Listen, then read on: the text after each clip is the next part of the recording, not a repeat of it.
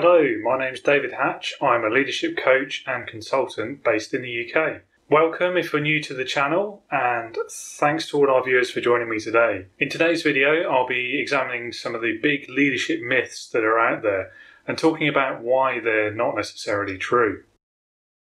Some of these ideas are kind of silly when you think about them, and it's one of my real pet peeves that these things hold people back from realising their ambitions and their true potential as leaders.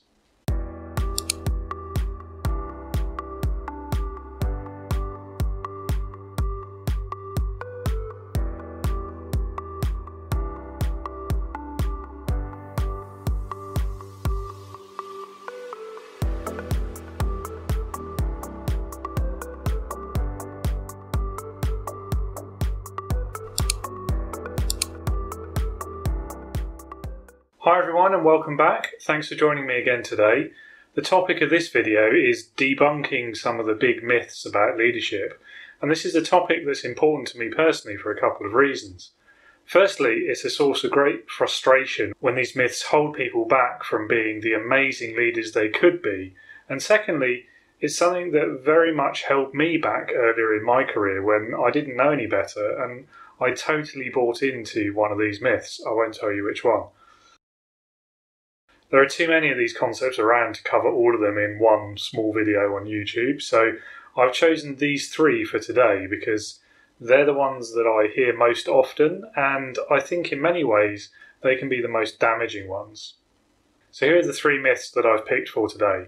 Firstly, the idea that leaders are born, or that leadership is kind of a trait or a personality feature that people are born with. Secondly, that confident extroverts make the best leaders. And thirdly, that to succeed as a leader, you have to have an answer for everything. So from my own experiences, I know these are myths. Looking at each of these in more detail, we'll start with the idea of born leaders. This is arguably the most problematic and certainly the most widespread myth about leadership that's out there. This theory that if you don't have certain traits or characteristics that you're born with, then you'll never make a good leader. It's similar to that relatively old academic theory known as trait theory, which when applied to leadership argues that to be a leader, a person must have a certain set of very specific traits or characteristics to their personality, and that leadership itself is a talent rather than a skill or something that you can learn. And there's so many problems with the theory, both academically and in practice. If you believe that leading is like hair, you're born with it, then you're also likely to believe that it's a foregone conclusion. And this is a fundamentally outdated view when it comes to leadership. Going down this born leader path takes you to entitlement and produces leaders that don't try to learn or improve their skills. Because if you believe that you are a natural at something, then you're a lot less likely to expend the effort needed to actually become good at it. The academic theory behind traits also has some pretty major flaws as well. Without going into too much detail, even trait theorists themselves are unable to agree on a common set of traits for leadership. And there's the added problem of many leaders who succeed in spite of having none or very few of the traits in any given model. On the other hand, there's also people out there who meet all of the criteria of a given trait theory, and yet they're either not able to rise to leadership positions or they become resounding failures when they do. The reality of leadership is that it is a skill. It's something you can learn and get better at over time, with practice and knowledge. It may be true that some personality types could make this process easier in the beginning, although that remains to be proven in my opinion.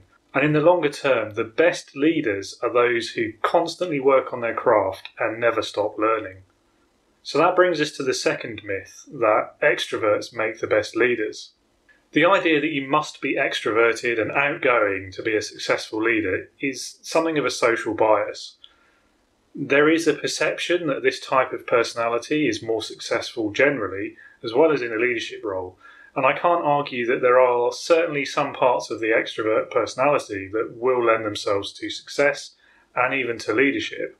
For example, the ability to be naturally positive and seek out relationships or conversation in the way that extroverts do certainly can be helpful when you're trying to establish yourself as a leader. As something of an introvert myself, I've always found this old quote quite amusing, although I can't remember where I first saw it. Extroverts are usually the first to tell you how good they are at something.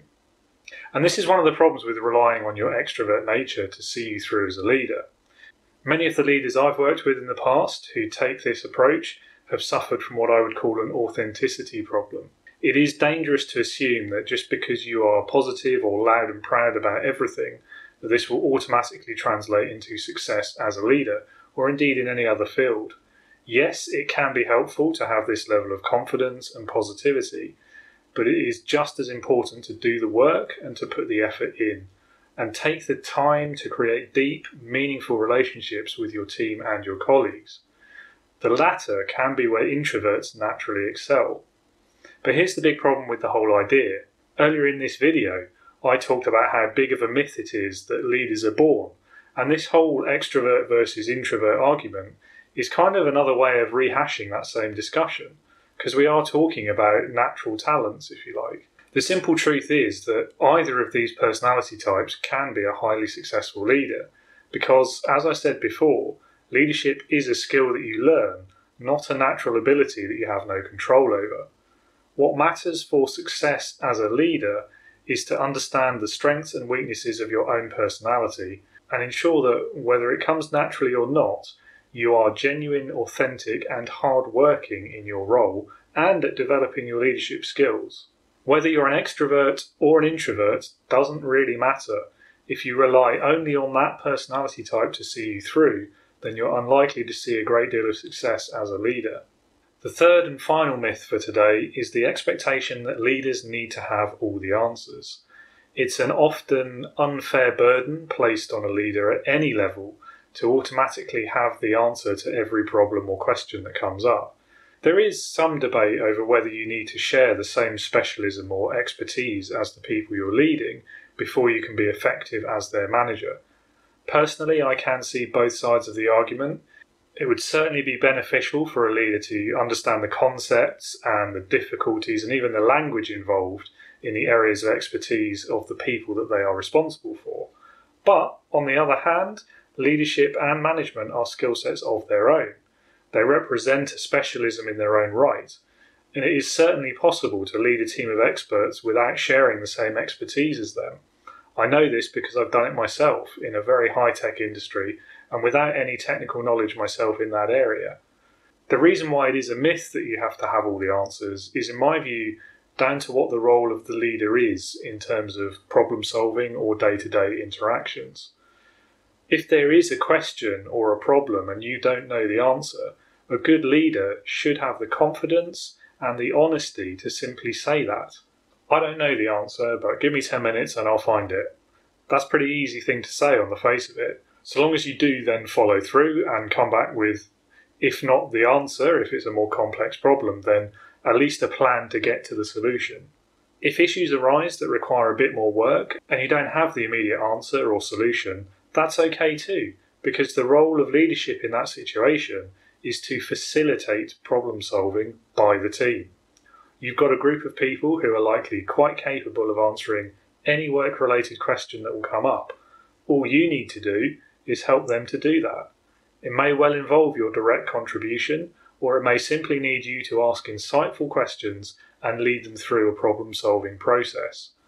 This is much more productive for everyone, and it benefits you as well by reducing the pressure and the stress of feeling like you have to know everything, whilst also improving the productivity, development and confidence of your team by giving them a stake in solving the problem too.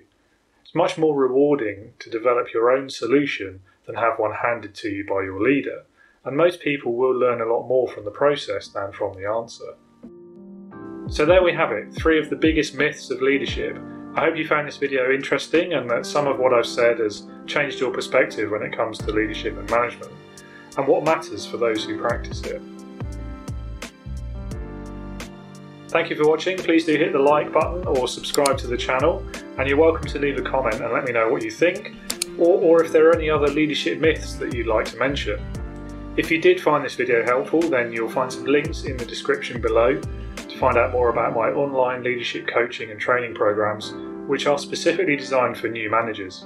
Thanks again for watching, and I hope to see you next time. Be a leader, not a boss. Take care.